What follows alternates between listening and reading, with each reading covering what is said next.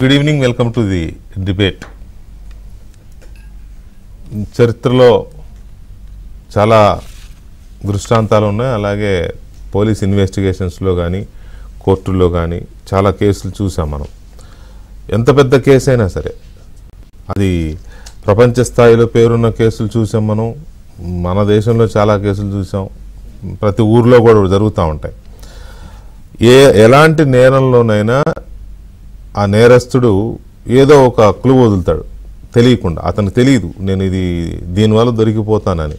కాకపోతే ఏదో ఒక రోజు దానివల్ల దొరికిపోతారు. మనం ఎన్నో సినిమాలు చూస్తూ ఉంటాం. పర్టికులర్గా మలయాళంలో ఇలాంటి సినిమాలు ఎక్కువ వస్తూ ఉంటాయి. ఏదో ఒక చిన్న తప్పు అతన్ని పట్టిస్తుంది. అది నేరం చేసేటప్పుడు నేరస్తుడు అది తప్పు అనుకోడు, ఒకటి.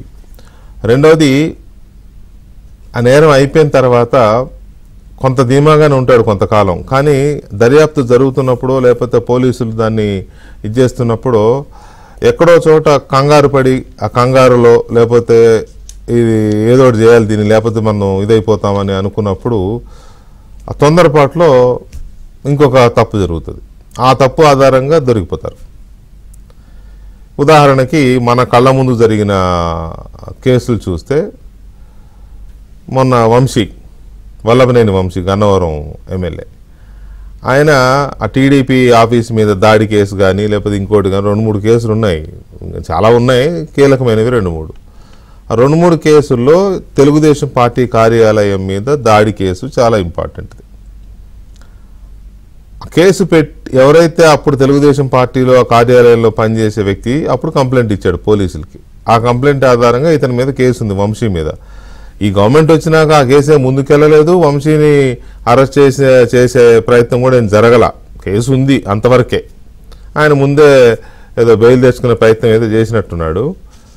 అయితే ఎప్పటికైనా ముందు మంచిది కాదు ఇది, ఎప్పటికైనా మనకు మూడుద్ది అనుకున్నాడో లేకపోతే వీళ్ళని తొందరగా దీన్ని ముగించేద్దాం అనుకున్నాడో, కేసు పెట్టిన వ్యక్తిని కిడ్నాప్ చేశారు. వీళ్ళ కర్మగాలి ఆ కేసు పెట్టిన వ్యక్తి దళితుడు. కిడ్నాప్ కేసు, ఎస్సీ యువకుని కిడ్నాప్ చేసిన కేసు, ఇవన్నీ కలిపి అసలు ఎందుకు చేశాడంటే ఇందుకు చేశాడు. మొత్తం అవి ఇవి అన్నీ కలిసి ఇప్పుడు జైల్లో మగ్గుతున్నాడు. ఇంకొక కేసు నిన్న మనం చూసాం. గడిచిన 6-7 సంవత్సరాలు చెలరేగిపోయి మనిషిని అనే విషయాన్ని కూడా మర్చిపోయి చంద్రబాబు నాయుడు గారి మీద, లోకేష్ గారి మీద, భువనేశ్వర్ గారి మీద, ఇంకా వాళ్ళ మీద వీళ్ళ మీద ఇష్టారాజ్యంగా అసలు మానవత్వం లేదా నేను మనిషిని ఇది భాష అనేది మర్చిపోయి పిచ్చగా పోస్టులు పెట్టిన ఒక వ్యక్తి నాకేం కాదనుకున్నాడో లేకపోతే అన్ని మర్చిపోయారు వీళ్ళు అనుకున్నాడో, ఏదో కంపెనీ టీంలో భాగంగా లోకేష్ దగ్గరికి వెళ్ళాడు. పాపం లోకేష్కి తెలియదు. నిన్నంతా మనం చూసాం, మళ్ళీ దాని గురించి నేను ఎక్కువ చెప్పడం కాదు. కానీ అంటే తెలియకుండానే బోన్లోకి వచ్చాడు. సరే వెళ్ళిపోయాడు, బయటికి వెళ్ళాడు. కానీ అట్లా వెళ్ళాడో లేదో తెలిసిపోయింది అందరికీ. ఇప్పుడు ఏం జరుగుద్ది అనేది పెద్ద టెన్షన్ అతనికి. ఉద్యోగం ఊడినట్టుంది ఆల్రెడీ, ఇంకేం జరుగుద్దు. సో ఇలాంటి తొందరపాటు చర్యలు లేకపోతే ఉలికిపాటు చర్యలు జరిగిపోద్దామని కొంత కంగారులో చేసే తప్పులు దొరికిపోతారు. ఇదంతా ఎందుకు చెప్పాల్సి వస్తుందంటే, వివేకానంద రెడ్డి గారి హత్య కేసు ఒక వీడని మిస్టరీ లాగా ఉంది. మిస్టరీ ఏం లేదు, అందరికీ తెలుసు. పులివెందుల పూలంగలలో ఎవరిని అడిగినా ఎవరు చంపారో చెప్తారు, అందరికీ తెలుసు. మిస్టరీ ఏం లేదు ఇందులో. నేనే తప్పు పదం వాడా, మిస్టరీ ఏం లేదు. ఇది క్రిస్టల్ క్లియర్ కేసే. కాకపోతే దర్యాప్తు ముందుకు సాగడంలా. ఎందుకు సాగడం లేదు అని అంటే, సాక్షుల్ని బెదిరించడమో, సాక్షుల్ని మేనేజ్ చేయడమో, లేకపోతే బ్యాక్ ఎండ్ వర్క్ చేయడమో ఇట్లాంటివన్నీ జరుగుతున్నాయి. దానివల్ల సిబిఐ ఆఫీసర్ మీద కేసు పెట్టించారు. సిబిఐ ఆఫీసర్ ఎవరైతే ఇన్వెస్టిగేషన్ ఆఫీసర్ ఉన్నారో అతన్ని బెదిరించారు. అసలు తండ్రిని వివేకానంద రెడ్డి గారిని మేం కాదు చంపింది, ఆయన కూతురు అల్లుడే చంపారని ఇంకొక ఎలిపి సృష్టించారు.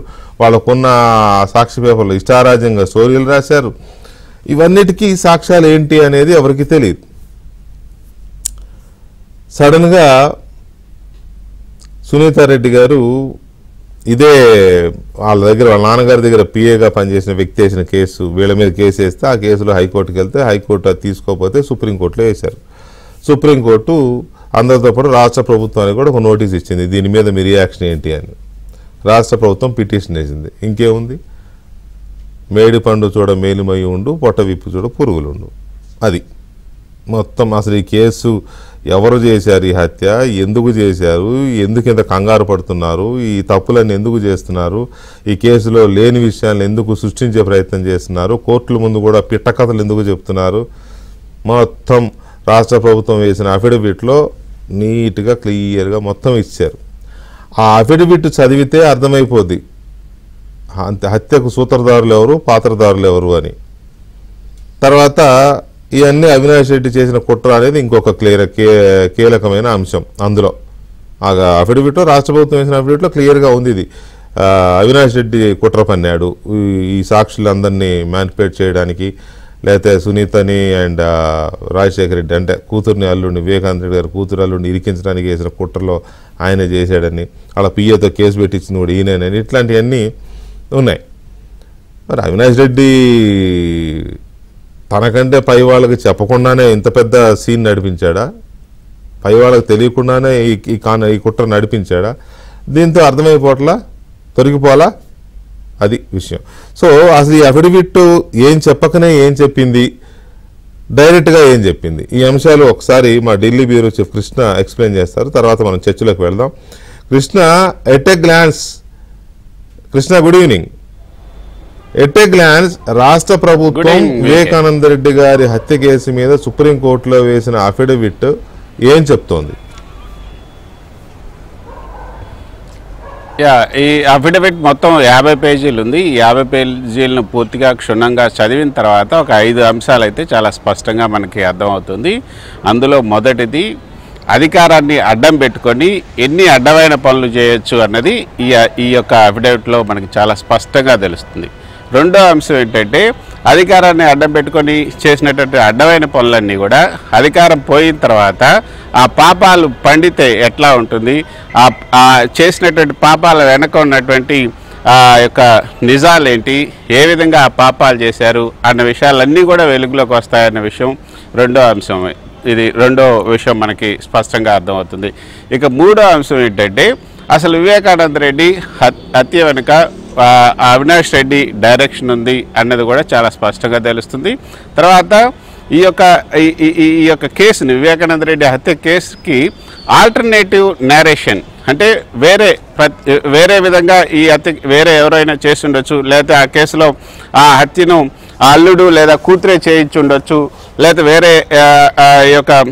వేరే ఆమెతో సంబంధం పెట్టుకొని ఆయన ఆస్తిని లేకపోతే ఆయన షేర్లన్నింటినీ కూడా వేరే వాళ్ళకి ఇవ్వటం వల్ల ఆగ్రహించినటువంటి కుటుంబ సభ్యులు ఆయన్ని చంపించి ఉండొచ్చు అనే ఒక ఆల్టర్నేటివ్ నేరేటివ్ని తయారు చేయడానికి దీన్ని ఉపయోగించుకున్నారు. దాన్ని అవినాష్ రెడ్డి, తర్వాత ఆయనకు ఇద్దరు అధికారులు, ఎవరైతే అప్పటి అడిషనల్ ఎస్పీగా retired additional SP Avinash Reddy, Rajeshwar Reddy అదనపు ఎస్పీ రాజేశ్వర్ రెడ్డి, తర్వాత ఏఎస్ఐ రామకృష్ణారెడ్డి, వీళ్ళిద్దరు కూడా సహకరించారన్నది ఇది చాలా స్పష్టంగా తెలుస్తుంది. ఇంకోటి ఏంటంటే, సిబిఐని అదేవిధంగా వివేకానంద రెడ్డి కుటుంబ సభ్యుల్ని ఇద్దరిని కూడా బాగా టెర్రరైజ్ చేయాలి అన్నది కూడా ఇందులో చాలా స్పష్టంగా తెలుస్తుంది. తర్వాత దర్యాప్తుని నీరుగార్చి మొత్తం ఈ హత్య కేసునన్నింటినీ కూడా నీరుగార్చి దాన్ని వేరే విధంగా మార్చాలనేది. తర్వాత ఇందాక మీరు చెప్పారు, ఇది పై వాళ్ళకి తెలియకుండానే జరుగుతుందా, ఇది చేసి ఉంటాడా అవినాష్ రెడ్డి అన్నారు కదా, కానీ పై వాళ్ళకు కూడా తెలుసు అన్నది కూడా ఈ అఫిడవిట్లో పేర్కొన్నారు. అది ఎలాగంటే, ఈ ఇద్దరు అధికారులు ఉన్నారు కదా, రాజేశ్వర్ రెడ్డి అది రామకృష్ణారెడ్డి, అదనపు ఎస్పీ రిటైర్డ్ అదనపు ఎస్పీ రాజేశ్వర్ రెడ్డి, ఏఎస్ఐ రామకృష్ణారెడ్డి, వీళ్ళిద్దరూ కూడా తాడేపల్లి వెళ్ళినట్లుగా కూడా ఇందులో ఈ అఫిడవిట్లో చాలా స్పష్టంగా పేర్కొన్నారు. సో అంటే జగన్మోహన్ రెడ్డికి తెలిసే ఇదంతా జరిగింది అన్నది కూడా ఇందులో పేర్కొనడం జరిగింది. అయితే ఈ యొక్క మొన్న ఒక సినిమా ఒకటి కూడా వచ్చింది, హత్య అనే సినిమా, దాన్ని సైలెంట్గా ఓటీటీలో రిలీజ్ చేశారు. దాన్ని కూడా ఈ యొక్క అవినాష్ రెడ్డి వాళ్ళ అనుసరిలో తీసినట్లుగా కూడా చాలా స్పష్టంగా తెలుస్తుంది. ఎందుకంటే ఈ అప్డేట్లో ఉన్న విషయాలన్నీ కూడా హత్య సినిమాలో చాలా అంటే కట్టుకథలాగా తీసడం జరిగింది. అందులో సునీత భర్త నర్రెడ్డి రాజశేఖర రెడ్డి వీళ్ళిద్దరూ కూడా అప్పుడు పిఏ వెంకటకృష్ణారెడ్డిని పిలిచి మీరు రామ్ సింగ్ ఏం చెప్తే అదే చెయ్యి అని చెప్పి బెదిరించినట్లు కూడా ఆ సీన్లన్నీ కూడా దాంట్లో ఉన్నాయి. సో అదే ఇప్పుడు కృష్ణారెడ్డి రామ్ సింగ్ నన్ను బెదిరించాడు, వీళ్ళిద్దరూ కూడా రామ్ సింగ్ ఎట్లా చెప్తే అటు చేయమన్నారు, వీళ్ళ పేర్లు చెప్పమన్నారు, అవినాష్ రెడ్డి, తర్వాత భాస్కర్ రెడ్డి, తర్వాత మిగతా ఇద్దరు ఎవరైతే ఉన్నారో వాళ్ళు ఆ నలుగురు పేర్లు కూడా చెప్పమన్నారు. తర్వాత వాళ్ళు చెప్పడం వల్లనే అక్కడ సీన్ ఆఫ్ అఫెన్స్ ఏదైతే ఉందో దాన్ని అంతా శుభ్రం చేయటం, తర్వాత ఆయన నుదుటి మీద ఉన్నటువంటి ఆ బ్లడ్ని కూడా తుడిచేయటం, ఇదంతా చేసామని చెప్పి వాళ్ళు చెప్పడం వల్లనే రామ్ సింగ్ బెదిరించడం, వీళ్ళిద్దరు చెప్పడం వల్లనే నేను చెప్పానని కృష్ణారెడ్డి చెప్పినట్లుగా ఒక కట్టుగా తల్లి ఒక ఎఫ్ఐఆర్ తయారు చేశారు. ఆ ఎఫ్ఐఆర్ తయారు చేసిన తర్వాత అందులో ఎఫ్ఐఆర్ తయారు చేయటం, తర్వాత ఛార్జ్ షీట్ వేయటం ఇవన్నీ కూడా ఒక 12 రోజుల్లోనే అయిపోయినాయి. వీళ్ళిద్దరూ ఈ రాజేశ్వర్ రెడ్డి, రామకృష్ణారెడ్డి వీళ్ళిద్దరూ కూడా వాళ్ళ ఇంట్లోనే మొత్తం ఇవన్నీ తయారు చేయటం, 22 మంది సాక్షుల్ని వాళ్ళ ఇంటికి పిలిపించి వాళ్ళ చేత సంతకాలు తీసుకున్నారు. తర్వాత వాళ్ళ వాంగ్మూలాలు కూడా రికార్డ్ చేశారు. అయితే మొత్తంగా వాళ్ళ ఇంట్లోనే జరిగింది. తర్వాత ఎవరైతే ఇన్వెస్టిగేషన్ ఆఫీసర్ రాజు ఉన్నారో ఆ రాజు ఈ మొత్తం చూసి భయపడి అసలు ఈ రిపోర్ట్ మీద నేను సంతకం చేయను, నా వల్ల కాదని చెప్తే ఆ రాజుని తీసిపోయి అవినాష్ రెడ్డి ముందు నిలబెట్టారు. అవినాష్ రెడ్డి బెదిరించాడు, నువ్వు చేయగలవా, నువ్వు కనుక చేయకపోతే తీవ్ర పరిణామాలు ఉంటాయి అబ్బాయి, నువ్వు చూసుకో ఇంకా అని చెప్పి ఆయన చెప్పినట్లుగా రాజు మళ్ళీ ఇప్పుడు ప్రజెంట్ ఐఓ ఎవరైతే ఉన్నారో మురళికి చాలా స్పష్టంగా చెప్పారు. ఆయన బీసీ, నేను బీసీ, నా జీవితాన్ని నాశనం చేస్తారన్న ఉద్దేశంతోనే నేను ఆ విధంగా వాళ్ళు తయారు చేసినటువంటి డాక్యుమెంట్స్ మీద, వాళ్ళు తయారు చేసిన ఛార్జ్ షీట్ మీద, వాళ్ళు తయారు చేసిన ఎఫ్ఐఆర్ వీటన్నిటి మీద కూడా నేను సంతకాలు చేయాల్సి వచ్చిందని చెప్పి మురళి చెప్పాడు అన్నట్లుగా చెప్పడం జరిగింది. సో మురళికి ఇప్పుడు ప్రజెంట్ ఐఓ మురళికి అప్పటి ఐఓ ఎవరైతే ఉన్నారో రాజు ఇచ్చినటువంటి వాంగ్మూలం ప్రకారంగా చూస్తే అవినాష్ రెడ్డి మొత్తంగా కింగ్ పిన్గా ఉన్నారు. అవినాష్ రెడ్డి యాక్షన్లోనే వీళ్ళిద్దరూ కూడా పనిచేశారు అన్నది చాలా స్పష్టంగా అర్థమైంది. ఇక ఇందులో చెప్పినటువంటి అంశాలు ఏ విధంగా బయటకు వచ్చాయి, అసలు కృష్ణారెడ్డి ఇచ్చినటువంటి ఫిర్యాదులో చెప్పినటువంటి అంశాలు అన్నీ కూడా ఏ విధంగా బూటకమని తెలిసాయి అనటానికి ససాక్ష్యాలతో అంటే సీసీటీవీ ఫుటేజీలతో పాటు అప్పుడు అసలు ఆయన చెప్పినటువంటి అంశాలు రామ్ సింగ్ తన్ను బెదిరించాడు, ఏ తారీఖులో బెదిరించాడు అని కూడా ఆయన చెప్పారు. 2021 ఆగస్టు 12వ తేదీన, 2021 నవంబర్ 30వ తేదీన రామ్ సింగ్ కడపలో నన్ను పిలిచి పలానా చోట అంటే అక్కడ కడప ఏదైతే గెస్ట్ హౌస్ ఉందో ఆ గెస్ట్ హౌస్కి పిలిచి నన్ను బెదిరించాడని చెప్పారు. కానీ ఆ రోజుల్లో అప్పుడు సీసీటీవీ ఫుటేజ్లు ఇవన్నీ పెడితే అసలు ఆ రోజుల్లో అసలు ఆయన అక్కడ వచ్చిందే లేదు, రామ్ సింగ్ కూడా అక్కడ పోలీస్ స్టేషన్లో ఉన్నదే లేదు. తర్వాత ఢిల్లీకి కూడా నన్ను పిలిపించారు 2021 మార్చి 3వ తారీఖు, మార్చి 31వ తారీఖు 2 సార్లు ఢిల్లీకి సిబిఐ పిలిపించి అక్కడ రామ్ సింగ్ నన్ను వేధించాడని కూడా చెప్పాడు. దానికి కూడా ఆధారాలు లేవు. అంతేకాకుండా 2021 అక్టోబర్ 18న ఏదైతే రాజశేఖర్ రెడ్డి తనకు ఫోన్ చేస్తే నేను హైదరాబాద్ వెళ్ళాను, హైదరాబాద్లో నా ఫోన్లు తీసుకున్నారు, తర్వాత నన్ను రామ్ సింగ్ ఎట్లా చెప్తే అట్లా చెప్పమని చెప్పి వినమని చెప్పి అన్నారు, నేను వినలేదు. తర్వాత నేను వాళ్ళ మిస్సెస్ ఎవరైతే ఉన్నారో వివేకానంద రెడ్డి మిస్సెస్ దగ్గరికి వెళ్తే ఆమె తన కారు ఇచ్చి తన్ని కడపకు పంపించారని కూడా చెప్పారు. కానీ అవన్నీ కూడా కట్టుకథలే అని కూడా తెలిసిపోయింది. సో అసలు ఆయన అంటే ఇప్పుడు రామ్ సింగ్ 3rd డిగ్రీ కూడా ఉపయోగించాడని చెప్పారు. మరి 3rd డిగ్రీ ఉపయోగిస్తే దానికి సంబంధించినటువంటి ఫోటోలు కానీ లేకపోతే ఇట్లా నన్ను వేధించాడు ఈ విధంగా చెప్పాడని చెప్పి మీడియాకు వచ్చినటువంటి ఆధారాలు కానీ ఏమీ లేవు. తర్వాత ఆయన ఫోన్ను కూడా ట్రాక్ చేస్తే ఆ సందర్భాల్లో అక్కడ ఆయన లేనట్లుగానే తెలిసింది. మొత్తం అసలు వెంకటకృష్ణారెడ్డి చెప్పినవన్నీ కూడా కట్టుకథలే అని చెప్పింది.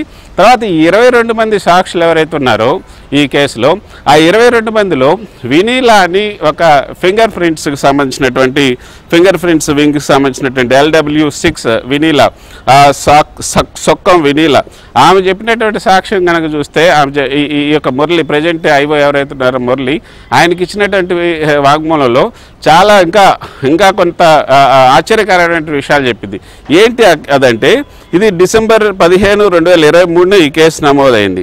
అయితే జూన్ 8వ తేదీన జూలై 8వ తేదీ 2023 అంటే ఒక 6 నెలలకు ముందే వీళ్ళు ఎస్పీ ఆయన ఎవరైతే KKN Anburajan SP Kadapa SP ఈ సొక్కం వినీలాకి ఫోన్ చేసి ఆ ఫింగర్ ప్రింట్స్ ఏవైతే ఉన్నాయో అక్కడ దొరికినటువంటి ఫింగర్ ప్రింట్స్ తర్వాత ఈ కేసులో ఎవరైతే అనుమానితులు ఉన్నారో వాళ్ళ ఫోటోలు, తర్వాత అక్కడ సేకరించినటువంటి వస్తువులు ఇవన్నీ ఏవైతే ఉన్నాయో అవన్నీ నాకు కాపీ ఒకటి పంపించు, సిబిఐకి పంపించాలని చెప్పి ఆయన అడిగాడట. తర్వాత ఆ మరుసటి రోజే వాళ్ళ పిఏ ఫోన్ చేసి, అన్బురాజన్ ఎస్పీ పిఏ ఫోన్ చేసి, ఈ రాజేశ్వర్ రెడ్డి మీ ఆఫీస్కి వస్తారు, ఆయన అడిగినవన్నీ కూడా మీరు చూపించండి అని కూడా ఆయనకి చెప్పినట్లుగా చెప్పారు. అంటే ఒక 4-5 నెలల ముందే ఈ ఎఫ్ఐఆర్కి సంబంధించి లేకపోతే వీళ్ళ మీద కేసు బనాయించడానికి సంబంధించినటువంటి ఒక పూర్వ రంగాన్ని వాళ్ళు సిద్ధం చేసుకున్నారు. సో రాజేశ్వర్ రెడ్డి పోయాడు, అక్కడ దానికి సంబంధించినటువంటి కాపీలన్నీ కూడా తయారు చేశారు. సో ఏ విధంగా మనం ఎఫ్ఐఆర్ తయారు చేయొచ్చు, ఏ విధంగా వీళ్ళు నిరికించవచ్చు అనడానికి కూడా వాళ్ళు పూర్వరంగం సిద్ధం చేసుకున్నారు. సో మొత్తం 22 మందిని మళ్ళీ విచారిస్తే అసలు మాకు ఏమీ తెలీదు, మేము అసలు వీళ్ళందరినీ కూడా మేము అసలు కొంతమంది అయితే మేము అసలు స్టేట్మెంట్స్ చేయలేదు, మేము సంతకాలు కూడా చేయలేదని చెప్పారు. కొంతమంది మమ్మల్ని బెదిరించారు, మేము చేసామని చెప్పారు. సో ఇటు కృష్ణారెడ్డి ఇచ్చినటువంటి ఏదైతే ఆ ఫిర్యాదుదో ఆ ఫిర్యాదులో కూడా అంటే ఫిర్యాదు ఇయటానికి కూడా ఆయన పోలీస్ స్టేషన్కి రాలేదన్న విషయాన్ని కూడా అక్కడ సీసీటీవీ ఫుటేజ్తో సహా మిగతా ఆధారాలన్నీ కూడా సైంటిఫిక్గానే నిరూపించడానికి రాలేదు. తనని విచారణ చేశారు అనే ఇది కూడా రాంగే, అది కూడా రాంగ్ అని రాష్ట్ర ప్రభుత్వం అఫిడవిట్లో వేసింది కదా. కాబట్టి ఇంత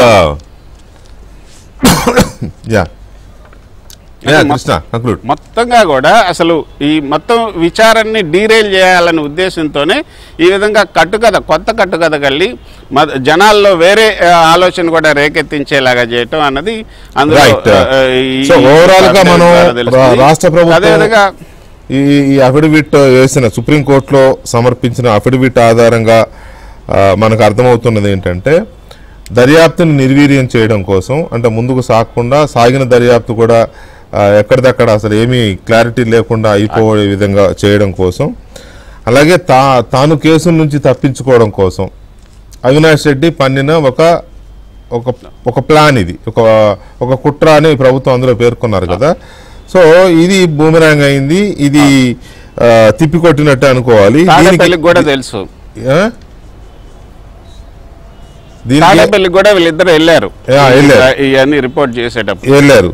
అలాగే దీనికోసం ఏం చేశారంటే వివేకానంద రెడ్డికి అత్యంత నమ్మకస్తుడైన పిఏగా ఉన్న కృష్ణారెడ్డిని పావుగా వాడుకున్నారు. మరి ఆ కృష్ణారెడ్డి అన్నాళ్ళు చాలా కాలం పనిచేసిన ఆయనకి ఆయన కుటుంబానికి ఎందుకు ద్రోహం చేయాలనుకున్నాడో మనకు తెలియదు, భయపడ్డాడో అమ్ముడుపోయాడో తెలియదు. కానీ ఆయనను పావుగా వాడుకుంటే ఆయన వీళ్ళు చెప్పినట్టుగా ఒక మంచి కహాని నడిపించారు, ఒక స్టోరీ నడిపించారు. కింద ట్రయల్ నడుస్తున్న ట్రయల్ కోర్టులో ఒక మంచి కట్టుకథ కోర్టుకి వినిపించే ప్రయత్నం చేశారు అనేది ఇప్పుడు ఈ అఫిడవిట్ ద్వారా బయటకు వస్తుంది. అన్నిటికీ మించి ఈ కట్టుకథలు అల్లడంలో, దర్యాప్తును తప్పుదోవ పట్టించడంలో, సిబిఐ అధికారుల మీద కేసులు పెట్టించడంలో, కోర్టుల్లో సునీతారెడ్డి మీద అలాగే వీళ్ళ మీద తప్పుడు కేసులు పెట్టడంలో, కోర్టులో తప్పుడు స్టోరీలు చెప్పడంలో, వీటన్నింటిలో 2 పోలీస్ అధికారులు, రాష్ట్రంలో పనిచేసే 2 పోలీస్ అధికారులు కూడా ఈ టీంతో, ఈ ముఠాతో చేతులు కలిపారు. ఇది ఇందులో ఇంకొక కీలకమైన పాయింట్. సో ఓవరాల్గా ఇది ఎందుకు జరిగింది, ఎందుకు చేశారు, ఇది చేయడం ద్వారా ఇప్పుడు వీళ్ళు దొరికిపోయినట్టు కాదా, అనవసరంగా వాళ్ళంతా వాళ్ళే కంగారు పడిపోయి దొరికిపోయినట్టు కాదా, ఇది జగన్మోహన్ రెడ్డికి తెలియకుండానే అవినాష్ రెడ్డి ఇదంతా నడిపించాడా అనేది ఇంకొక కీలకమైన పాయింట్. కాంగ్రెస్ పార్టీ ఆంధ్రప్రదేశ్ అధికార ప్రతినిధి నాగార్జున, అలాగే తెలుగుదేశం పార్టీ అధికార ప్రతినిధి విద్యాసాగర్ గారు and senior advocate, high court advocate and AP పౌర హక్కుల సంఘం అధ్యక్షులు ముప్పాళ్ళ సుబ్బారావు గారు కూడా మనతో చర్చలో ఉన్నారు. ముందుగా సుబ్బారావు గారితో మాట్లాడదాం. సుబ్బారావు గారు, ఆంధ్రప్రదేశ్ ప్రభుత్వం సుప్రీంకోర్టులో వేసిన ఈ అఫిడవిట్ ద్వారా మనకేం అర్థమవుతోంది? మనకే కాదు, మొత్తం ప్రపంచానికి.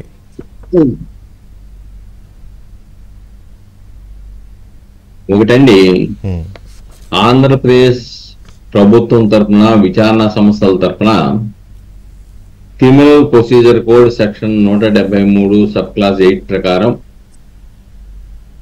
పునర్విచారణ జరిపి వాస్తవాలు అనేకమైన అంశాలు, వెలుగులో వచ్చిన అంశాలని ఈ రోజున సుప్రీంకోర్టులో అఫిడవిట్ రూపేణా దాఖలు చేయడం జరిగింది. దాన్ని చూస్తే, ఆ అఫిడవిట్ ని చూస్తే వివేకానంద రెడ్డి మర్డర్ కేసులో ముద్దాయిల్ని లేకుంటే విచారణ చేసినటువంటి నిష్పక్షపాతంగా విచారణ నిర్వహించేటువంటి రామ్ సింగ్ లాంటి వాళ్ళని ముందుకు వెళ్లకుండా అడ్డుకట్ట వేయటానికి జరిగిన ప్రయత్నం ఇది ఒకటి ఇలా కనపడతా ఉంది. రెండోది, సునీతారెడ్డి గారు కూడా ఆమె అలుపెరగని పోరాటం, అది మామూలుగా అధికారులను కలవటం కానివ్వండి, లేకుంటే న్యాయ పోరాటం కానివ్వండి, అలుపెరగని పోరాటం చేస్తూ ఉంది. ఎక్కడ లోపాలున్నా కానీ సత్వరం వాళ్ళని పట్టుకోవడానికి కావాల్సిన ఆధారాలను కూడా సమకూరుస్తూ ఉంది. కాబట్టి వీళ్ళిద్దరిని గనక ఈమె భర్తని భయపెడితే వీళ్ళు ఆ దూకుడుతనం, ఆ ఒత్తిడి ఇవన్నీ కూడా పక్కన పెట్టేసి ఆ దిశలో ఆలోచిస్తారు. వివేకానంద రెడ్డి మర్డర్ కేసులో ప్రధాన ముద్దాయిలు తప్పించుకోవచ్చని వేసిన ఒక కుట్రపూరిత ఆలోచనలాగా చాలా స్పష్టంగా ఎవరికైనా అర్థమవుతుంది. అంతేకాకుండా దీంట్లో ఇంకొక విషయం ఏంటంటే, గతంలో మనం ఏబిఎన్లో అనేక సార్లు చర్చలు వేసుకున్నప్పుడు వ్యవస్థలని నిర్వీర్యం చేసి వ్యవస్థలను దుర్వినియోగం చేస్తూ గత ప్రభుత్వం మరి ప్రతిపక్ష పార్టీల మీద, ప్రత్యర్థుల మీద, ప్రశ్నించే వాళ్ళ మీద తప్పుడు కేసులు పెడుతుందని చెప్పాం. కరెక్ట్గా ఈ రోజున అదే ఈ కేసులో స్పష్టంగా అర్థమవుతా ఉంది. ఏదైతే పిఏగా ఉన్నటువంటి ఎంఈ కృష్ణారెడ్డి ఎవరైతే వివేకానంద రెడ్డి గారికి పిఏగా ఉన్నారో ఆయన్ని ప్రోత్సహించి ఆయన్ని థర్డ్ డిగ్రీ మెథడ్స్ ఉపయోగించినట్టు, ఆయన్నేమో వైఎస్ఆర్సీపీ నాయకుల మీద తప్పుడు సాక్ష్యం చెప్పి వాళ్లే ఈ హత్యకు కారణం అని చెప్పేసి బలవంతంగా స్టేట్మెంట్లు నమోదు చేసుకున్నారు అని చెప్పేసి, వాళ్ళ మీద సాక్ష్యం చెప్పమని ఒత్తిడి తీసుకొచ్చారని చెప్పేసి చెప్పారు. నిజంగా థర్డ్ డిగ్రీ మెథడ్స్ ఉపయోగిస్తే ఆ రోజున వాళ్ళకి సపోర్టుగా ఉన్నటువంటి పార్టీ అధికారంలో ఉంది, వైఎస్ఆర్సీపీఏ. ఆ పార్టీ అధికారం ఉన్నప్పుడు స్వేచ్ఛగా వీళ్ళు హాస్పిటల్కి వెళ్ళిపోయి థర్డ్ డిగ్రీ మెథడ్స్ ఎక్కడైతే ఉపయోగించారో దానికి సంబంధించినటువంటి గాయాల సర్టిఫికేట్ని తీసుకోవడానికి అవకాశాలు ఉన్నాయి. మరి ఎందుకు తీసుకోవాలా? ఇక్కడ ఒకటి. రెండోది, ఎవరైతే ఏఎస్ఐగా ఉన్నాడో రామకృష్ణారెడ్డి కానీ, అలానే రిటైర్డ్ ఎడిషనల్ ఎస్పీగా ఉన్నటువంటి రాజేశ్వర్ రెడ్డి కానీ, వీళ్ళిద్దరూ కూడా ఎవరైతే ఈ కేసు విచారణ చేస్తూ ఉన్నాడో ఆయన రాజు గారు, జి రాజు, ఆయన దీన్ని ఫాల్స్ కేసు కింద రెఫర్ చేయడానికి ప్రయత్నం చేస్తూ ఉంటే ఆయన్ని ఈ ఇద్దరు పోలీస్ అధికారులు అవినాష్ రెడ్డి ఇంటికి తీసుకువెళ్ళిపోయి అక్కడ మేము చెప్పినట్టు చేయండి అని బెదిరించి ఒక భయానక వాతావరణాన్ని సృష్టించారు అని ఆయనే చెప్పాడు. అంటే విచారణాధికారులు నిష్పక్షపాతంగా చేసినా కానీ వాళ్ళ పక్కన మార్గం పట్టించడానికి ఏ విధంగా ఆనాడు ప్రభుత్వం, ఆనాడు పాలకులు ఏ విధంగా వేధింపులకు గురి చేశారు అనేది ఈ కేసులో స్పష్టంగా మనకు కనబడతా ఉంది. రెండోది, ఎంవి కృష్ణారెడ్డి గురించి చెప్పుకోవాలండి. ముందు అసలు వివేకానంద రెడ్డి గారిని మర్డర్ చేసినప్పుడు, అక్కడ రక్తాలు కడిగేసినప్పుడు, కొట్లకు కట్లు వేసినప్పుడు అన్నీ కృష్ణారెడ్డికి తెలుసు. అప్పుడు శంకరయ్య అక్కడ ఉన్నాడు. శంకరయ్యకి నువ్వేమని ఫిర్యాదు ఇచ్చావు? అది అనుమానాస్పద మృతి అని ఇచ్చావు. అంత స్పష్టంగా రక్తం అంతా ఇల్లంతా ఉంటే, గాయాలుంటే ఒంటి నిండా, అది మా హత్య అని చెప్పేసి చెప్పడం మానేసి అనుమానాస్పద మృతి అని ఫిర్యాదు ఇస్తే ఆనాడు శంకరయ్య ఆ కేసుని కళ్ళ ముందు హత్యని కనపడుతున్నా కానీ అది అనుమానాస్పద మృతిగా 174 సిఆర్పిసి కింద నమోదు చేశారు. తర్వాత సునీతారెడ్డి వచ్చిన తర్వాత కదా ఈ యొక్క కాయాలు ఇవన్నీ చూసిన తర్వాత ఇది మర్డర్ అని చెప్పిన తర్వాత అప్పుడు దాన్ని మర్డర్ కేసు కింద మార్పు చేసిన విషయాన్ని మనం గుర్తించాలి.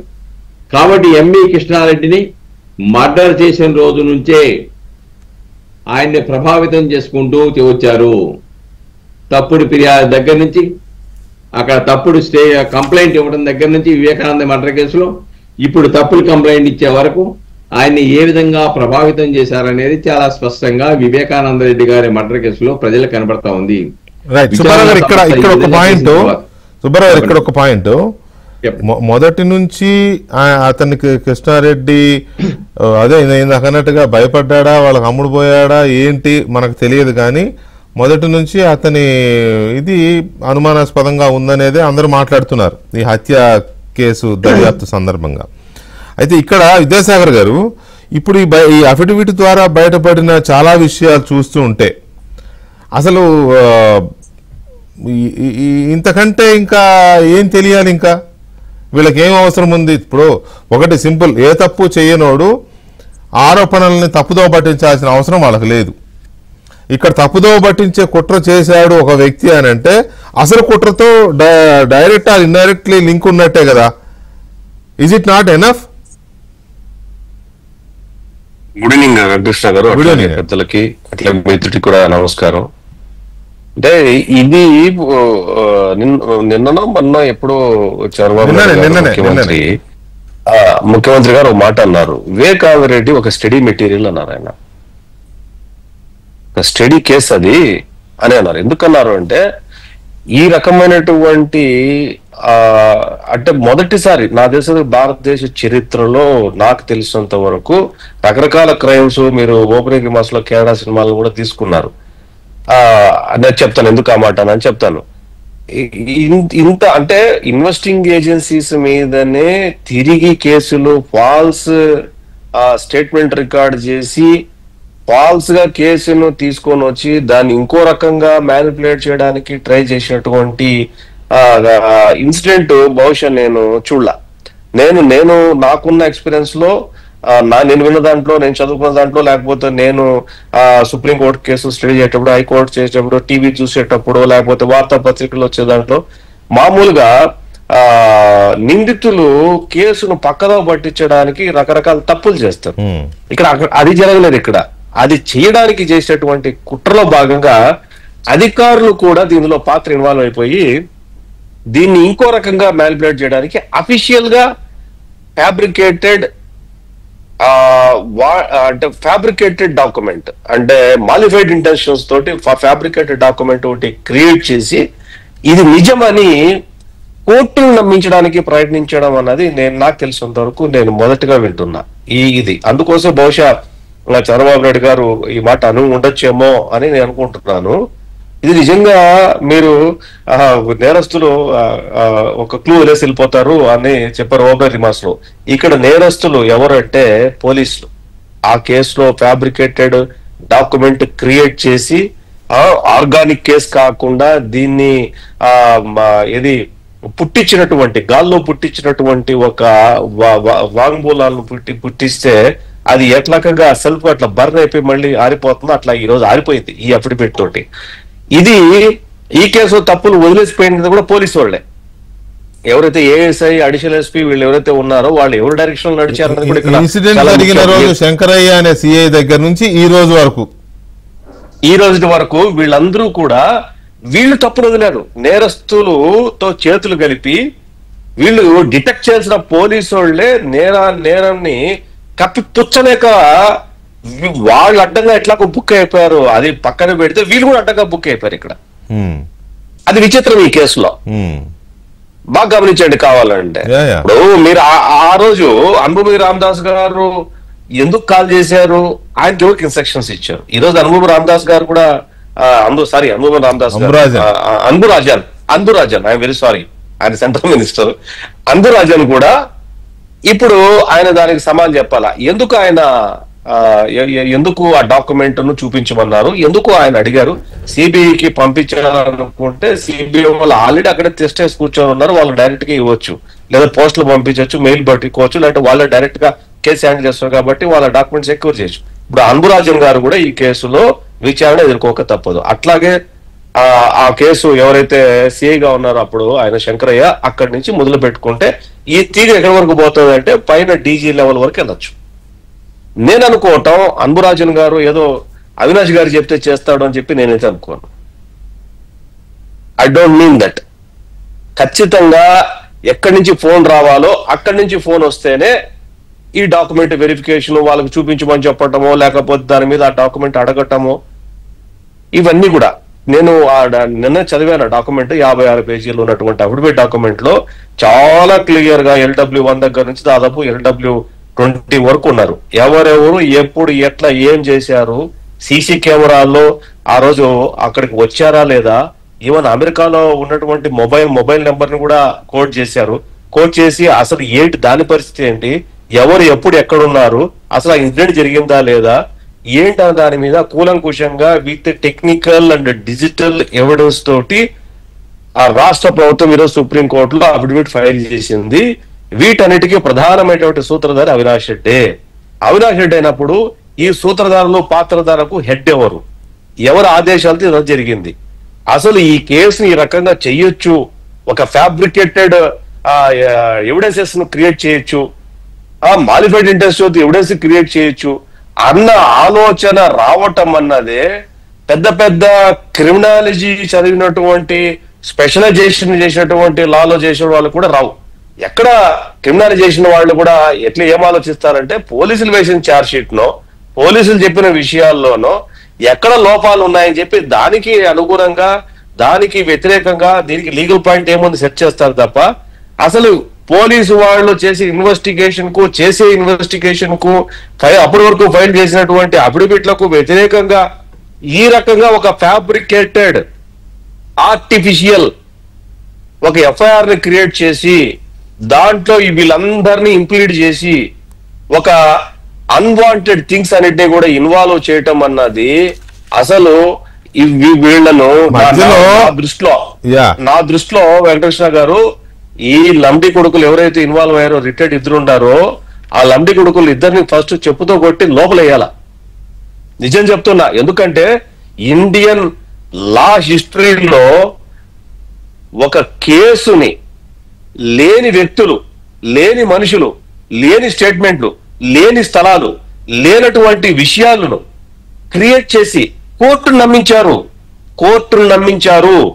అది ఎవరి మీద? ఆయన సునీత గారి భర్త మీద, సునీత గారి మీద, ప్లస్ ఇంకొద్దరు లైన్ బాటం లైన్ కి ఎవరు తీసుకోబోవాలని కూడా తెలియదు. కానీ అసలు ఇంత ఆర్టిఫిషియల్ గా ఒక ఎఫ్ఐఆర్ ని బుక్ చేసి ఒకవైపు ఈ కేసులో హత్య జరిగిన రోజు హంతకులుగా చెప్పబడుతున్న వాళ్ళు కానీ లేకపోతే దీంట్లో ఆ కీలక పాత్ర పోషించిన వాళ్ళు కానీ అవినాష్ రెడ్డితోనే ఉన్నారు, అవినాష్ రెడ్డి వాళ్ళ ఇంట్లోనే ఉన్నారు, అది అని ఇదని ముందు రోజు నైట్ అంతా అక్కడే ఉన్నారని గూగుల్ టేక్అవుట్ అవి ఇవి సిబిఐ దర్యాప్తు చేసి కొన్ని విషయాలు బయటికి తీస్తే సిబిఐ అధికారి మీద ఎవరైతే ఇన్వెస్టిగేషన్ ఆఫీసర్ ఉన్నారో రామ్ సింగ్ ఆయనని భయపెట్టి ఆయన మీద కేసు పెట్టి ఆయన ఇదేం గోళ అని చెప్పి ఆయన ఇక్కడి నుంచి వెళ్ళిపోయిన పరిస్థితి కదా. అంటే ఇంత వెంకటకృష్ణ గారు దాంట్లో ఒక ముఖ్యమైన విషయం ఉంది. ఒక్క నిమిషం. ఈ కేసులో ఒక్క ముక్క చెప్తాను. ఈ కేసులో ఈ ఎఫ్ఐఆర్ బేస్ చేసుకొని ఈ రకమైన అలిగేషన్స్ క్రియేట్ ఉన్నాయని చెప్పేసి సుప్రీంకోర్టులో పాపం ఆయన చివాట్లు తిని ఆ సిట్ టీం నుంచి బయట పంపించబడ్డాడు. అదే చెప్తున్నా. సో ఈ కేసు నుంచే బయటకు వెళ్ళిపోయే పరిస్థితి వచ్చింది. అంటే ఇంత దుర్మార్గానికి పాల్పడి ఇంత కాన్స్పిరసీ చేసి మళ్ళీ కోర్టులో కూడా రాంగ్ స్టోరీ చెప్పి వీళ్ళ మీదే కేసు వేస్తే వాళ్ళు హైకోర్టుకి వెళ్తే హైకోర్టు వీళ్ళ పిటిషన్ రిజెక్ట్ చేస్తే సుప్రీంకోర్టుకి వెళ్తే సునీత గారు ఇప్పుడు గవర్నమెంట్ ఈ పిటిషన్ ఈ అఫిడవిట్ వేయాల్సి వచ్చింది. ఈ అఫిడవిట్ ద్వారా ఇవన్నీ బయటకు వస్తున్నాయి. సో ఈ అఫిడవిట్ ఎందుకు వేయాల్సి వచ్చింది అనే అంశంతో పాటు అఫిడవిట్ ద్వారా ఈ కేసులో ఉన్న చాలా కఠినమైన లేకపోతే అస్పష్టంగా ఉన్న అంశాలన్నీ వెల్లడైనట్టే నాగార్జున. ఇందులో మనకి రెండే కీలకమైన అంశాలు కనపడుతున్నాయి. ఒకటి జరుగుతున్న దర్యాప్తు మొత్తాన్ని వీకెండ్ చేయడం, అవును ఒకటి. రెండవది లేదా డైవర్ట్ చేయాలంటే సునీతారెడ్డి గారు ఆమె భర్త రాజశేఖర రెడ్డి గారు వీళ్ళిద్దరే వివేకానంద రెడ్డి గారు చంపారు అనేది ఒకటి క్రియేట్ చేయాలి. అప్పుడు దర్యాప్తు డైవర్ట్ అవుతుంది. అది కాకపోతే దర్యాప్తునే వీకెండ్ చేసేయాలి, కంప్లీట్ చేయాలంటే ఇలాంటి పిట్టకథలు కట్టుకథలు తయారు చేయాలనేది ఒక స్టోరీ అన్నట్టుగా ఇప్పుడు స్టేట్ గవర్నమెంట్ వేసిన అఫిడవిట్ ద్వారా మనకు అర్థమవుతుంది. దీన్ని బట్టి అసలు ఎవరు దీని సూత్రధారులు ఎవరు, పాత్రధారులు ఎవరు, ఏం చేశారంటే మనం ఏమనుకోవచ్చు? సార్, ముందుగా ఏపీ పోలీస్ శాఖ ఎవరైతే ఈ ఇన్వెస్టిగేషన్ చేశారో వాళ్ళకి అభినందనలు తెలపాలి సార్. ఎందుకంటే నాడు పోలీస్ శాఖే దగ్గరుండి సునీతమ్మను కానీ వాళ్ళ భర్తను కానీ ఇంకొకరు కానీ అంటే సిబిఐ ఆఫీసర్ని ఎలా ఇరికిచ్చాలో అక్కడ కీ రోల్ ప్లే చేసింది ఎవరంటే పోలీస్ ఆఫీసర్ కూర్చోబెట్టి ఇచ్చేశారు. అలాంటి దుర్వినియోగం చేస్తే ఆ రోజు పోలీస్ ఆఫీసర్ల మీదే మనం ఏంటి పరిపాలన ఏంది ఇదేందని మనం అనుకున్నప్పుడు ఇప్పుడు ఆ పోలీస్ శాఖ ఇంత మంచిగా దర్యాప్తు చేసి రిపోర్ట్ ఇచ్చేందుకు వాళ్ళకి ముందుగా మనం అభినందనలు తెలియాలి సార్. ఎందుకంటే ఎంత డబ్బు ఆశ చూపించినా ఎంత బెదిరించి బ్లాక్మెయిల్ చేసినా భయపడకుండా నిజాయితీగా ఈ రిపోర్ట్ కోర్టులో సబ్మిట్ చేయడం వల్ల చాలా చాలా కష్టమైన పని సార్. అది వాళ్ళు సాధించారు సార్, అది మెచ్చుకోవాలి. ఎందుకంటే అది చేస్తే సగం కేసు అయిపోయినట్టే సార్, సగం కేసు అయిపోయినట్టే. మీరు ఇప్పుడు ఎవరైతే ఈ కేసులో ఇన్వాల్వ్ అయ్యాలో వాళ్ళు 90-70 90-60 ఆలోచనలు ఫాలో అవుతున్నారు సార్. ఎందుకంటే ఇంత టెక్నాలజీ ఉన్నప్పుడు ఒక తప్పు చేసి ఆ తప్పుని కప్పిపుచ్చుకోవటానికి మీరు 30 రకాల తప్పులు చేస్తున్నారు. ఆ 30 రకాల తప్పుల్లో కూడా వీళ్ళు చిక్కిపోతున్నారు సార్. అంటే వీళ్ళ ఆలోచనలు ఎంత ఇదిగా ఉన్నాయి ఒక్కసారి ఆలోచించండి సార్. ఇంకపోతే సార్, పూర్వకాలంలో బ్రహ్మర్షి విశ్వామిత్ర అని చెప్పి ఒక ఆయన ఉండేవాడు సార్. ఆయన సృష్టికి ప్రతి సృష్టి ఎలా క్రియేట్ చేయాలో అలా క్రియేట్ చేశారు సార్. ఇప్పుడు మా వైఎస్ఆర్సీపీ నాయకులు కూడా సృష్టికి ప్రతి సృష్టి చేస్తున్నారు సార్. అసలు వాస్తవానికి కేసు ఏంటి, ఆ కేసు మనం వీకిపోవటానికి లేదా ఆ కేసులో మనం ఉండకుండా పక్కకి వెళ్ళటానికి లేదా ఆ కేసు జాప్యం చేయడం సంవత్సరాల తరబడి అలా సాగుదీస్తూ ఉండటానికి అప్పుడు ఆఫీసర్లు ఒప్పుకోకపోతే మనం ఏం చేయాలని ఆలోచించి ఆ సృష్టికి వాస్తవానికి జరిగిన కథకి భిన్నంగా వీళ్ళు ఇంకో సృష్టించారు సార్. ప్రతి సృష్టి అంటే వీళ్ళు ఎంత తెలివిగలలో చూడండి సార్, ఎంత తెలివిగలలో చూడండి సార్. అయితే ఇక్కడ మనం ముఖ్యంగా కొన్ని చూడాలి సార్. ఫస్ట్ వన్ ఏంది అంటే, ఇక్కడ ఎవరైతే కృష్ణారెడ్డి గారు కేసు పెట్టి సునీతమ్మ మీద వీళ్ళమేం చెప్తున్నారు సార్. నా మొదటి సందేహం ఏంది అంటే, చనిపోయిన తర్వాత మొదటి వచ్చింది ఆయన పిఏ కృష్ణారెడ్డి. వచ్చినప్పుడు అక్కడ చూస్తే జనరల్గా సామాన్యుడు కూడా అర్థమైంది ఇది మర్డరే, ఇది మర్డరే, ఇది మర్డరే. కానీ ఇతను ఫోన్ చేసి సునీతమ్మనికి కానీ ఇంకొకరికి కానీ ఈయన ఫోన్లో ఏం చెప్పాడంటే, వివేకానంద సార్ చనిపోయారు అని చెప్పాడు, కానీ మర్డర్ చేశారనే పదం ఎక్కడా వాడలే సార్. వాడితే అప్పుడు కాల్ రికార్డ్ చూస్తే సునీతమ్మ ఫోన్ చేసి కానీ ఇంకొక ఫోన్ చేసి కానీ మీ నాన్న మర్డర్ చేశారు, ఎవరో మర్డర్ చేశారని మాట్లాడాలి కదా. మాట్లాడకుండా ఈయనేం మాట్లాడారంటే చనిపోయారని చెప్పారు సార్. అంటే కళ్ళకి మనకు కనపడుతుంది మర్డర్ చేస్తున్నారని తెలిసినా కూడా నువ్వు చనిపోయారని చెప్తే ఈ ప్లానింగ్ నీకు ముందే తెలిసి ఉండాలి కదా. ముందే తెలిసి ఇలా జరిగిద్ది, సో నువ్వు ఫోన్లో మాట్లాడకూడదు, చాలా జాగ్రత్తగా మాట్లాడాలి. నువ్వు ఒకవేళ చనిపోయిన తర్వాత నువ్వు గుండె కేసు లేదా అనుమానాస్పద మూతే సంథింగ్ చెప్పాలని చెప్పి నీకు ఎవరో ముందుగానే బ్రీఫింగ్ ఇచ్చుంటారు. అది నీకు ముందుగానే తెలిసినది నా మొదటి సందేహం సార్. ఇంకా పోతే ఇక్కడ ఉన్న పోలీస్ ఆఫీసర్ సార్ ఎంత నిసిసుగ్గుగా సార్, జనరల్గా IT employees non IT employees work from home చేస్తారు సార్. కానీ ఏపీ శాఖ ప్రభుత్వ శాఖ ఈరోజు 11 రోజులు, దాదాపు 11 రోజుల నుంచి 12 రోజులు ఆ ఏఎస్ఐ ఇంట్లో ఉండి వర్క్ ఫ్రమ్ హోమ్ డ్యూటీ చేసింది సార్. ఎవరైతే సాక్షులు ఉన్నారో ఆ సాక్షులు పోలీస్ స్టేషన్కి పిలిపించకుండా సాక్షులను ఎక్కడ పిలిపించి వాళ్ళు చెప్పిన వాంగ్మూలం రికార్డ్ చేసేట్లేదు సార్. నాకు తెలిసి వీళ్ళు కోర్టులో ఏం చెప్పాలి, సిబిఐ ఆఫీసర్లకు ఏం చెప్పాలి, లేదంటే పోలీస్ డిపార్ట్మెంట్కి ఏం చెప్పాలని చెప్పి వీళ్ళు బ్రీఫింగ్ చేసేట్టుంది సార్. అంటే వీళ్ళు డిపార్ట్మెంట్లు ఎవరైతే అక్కడ ఇద్దరు డిపార్ట్మెంట్ వ్యక్తులు ఉన్నారో వాళ్ళ స్క్రిప్ట్ మొత్తం రెడీ చేసి ఆ సాక్షులు పిలిపించి వీళ్ళు ఏం చెప్పాలి ఏంటని చెప్పి వీళ్ళు బ్రీఫింగ్ చేసినట్టుంది సార్. నిజంగా ఐ థింక్ ఇండియా హిస్టరీలో ఫస్ట్ టైం అనుకుంటా పోలీసులు వర్క్ ఫ్రమ్ హోమ్ డ్యూటీ చేయడం సార్. ఇంకపోతే ఇంకో కేసు, ఇంకొక నా డౌట్ సందేహం ఏంటంటే సార్, ఇతను ఎవరైతే ఉన్నారో సందేహం కృష్ణారెడ్డి ఎవరైతే ఉన్నారో ఇతను కేసు పెట్టాలంటే డైరెక్ట్ గా పులివెందుల నుంచి పులివెందుల పోలీస్ స్టేషన్కి వెళ్ళొచ్చు సార్. కానీ ఈయన మొదటి తాడేపల్లి ప్యాలెస్ కిందకి వెళ్ళినట్టు తాడేపల్లి ప్యాలెస్కి వెళ్ళి అక్కడి నుంచి పులివెందులు రావాల్సిన అవసరం ఉంది. పాయింట్ నెంబర్ 1 అది మనం గమనించాలి సార్. అంటే తాడేపల్లి ప్యాలెస్ లో ఈయన ఎవరిని కలిశాడు అనేది మనం డిస్కస్ చేయాలి సార్. దానికంటే ముందు ఒక చిన్నది మీరు ఒక డిస్కస్ చేయాలి సార్. ఐ థింక్ 1-2 నెలల క్రితం తాడేపల్లి ప్యాలెస్ ముందు కొన్ని ఫైళ్లు తగలబడ్డాయి సార్. ప్రభుత్వం 32 సార్లు సీసీ కెమెరా అడిగింది, అంటే 1-2 సార్లు అడిగింది. ఎన్నిసార్లు సీసీ కెమెరా అడిగినా కానీ అక్కడ ఉన్న ఎవరైతే తాడేపల్లి ప్యాలెస్ లో ఉన్న మేనేజర్ ఇంకొకరు కానీ సీసీ కెమెరా ఫుటేజ్ ఎందుకు ఇవ్వలేదు అని ప్రజలు కూడా ఒక్కసారి అర్థం చేసుకోవాలి.